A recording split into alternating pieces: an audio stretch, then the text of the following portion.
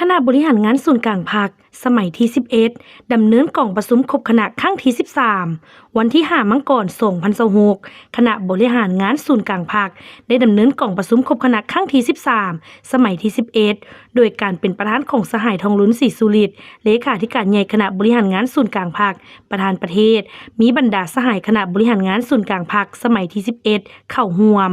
กล่องประชุมครั้งนี้เป็นกล่องประชุมที่มีความหมายสำคัญและถือเป็นกล่องประชุมส่วนกลางครั้งสุดท้ายในสมัยที่11เพื่อรับฟังการรายงานปรึกษาหารือและให้ที่ซี่น้ำต่อการก้าวเกี่ยมความพร้อมรอบด้านเพื่อก้าวเข้าสู่การดำเนินกล่องประชุมใหญ่ผู้แทนทั่วประเทศครั้งที่12ของพรรคซึ่งจะจัดขึ้นในระยะวันที่6-8มังกร2026อยู่หอประชุมแห่งชาตินครหลวงเวียงจันทน์ในกล่องประชุมคณะบริหารงานส่วนกลางพรรคได้พร้อมกันตีราคาว่า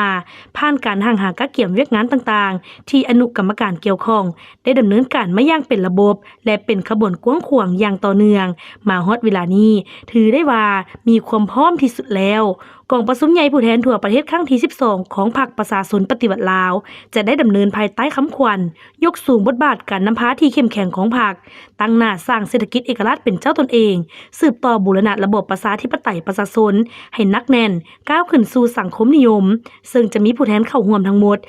834สหายเป็นตัวแทนให้แก่สมาชิกพรรคทั่วประเทศจำนวน 421,865 สหายถือเป็นกองประชุมที่มีความหมายสำคัญประวัติศาสตร์เป็นบัตรเลี้ยวสำคัญในการสืบต่อยุ่แหงการพันขยายแนวทางเปลี่ยนแปลงใหม่รอบด้านมีหลักการของพรรคสู่หลวงเลิกสร้างการหันเปลี่ยนที่แข็งแรงลึกซึ้งรอบด้านในการนำพาของพรรคประชาชนปฏิวัติลาวและเป็นบั้นสรุปทอดถอนบทเรียนจากพฤติกรรมตัวจริงและเป็นขีดหมายทางการเมืองแนะใส่ยกสูงบทบาทการนำพาที่เข้มแข็งของพรรคเพื่อบูรณะระบบประชาธิปไตยประชาชนก้าวขึ้นสู่สังคมนิยม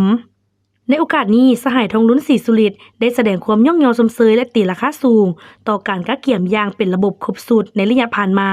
ซึ่งเป็นขบวนการก้าวเกี่ยมอย่างกว้างขวางฟุดฟื้นของกองกำลังมหาสามัคคีทั่วปวงชนพร้อมทั้งเป็นการแสดงให้เห็นถึงผลสำเร็จการจัดตั้งปฏิบัติมติกองประชุมใหญ่สมัยที่11ของพรรคได้อย่างรอบด้านเพื่อประกอบส่วนและสร้างพื้นฐานที่หนักแน่นก้าวเข้าสู่การดำเนินกองประชุมใหญ่ผู้แทนทั่วประเทศครั้งที่12ของพรรคประชาชนปฏิวัติลาวให้ได้รับผลสำเร็จตามคาดหมายที่วางไว้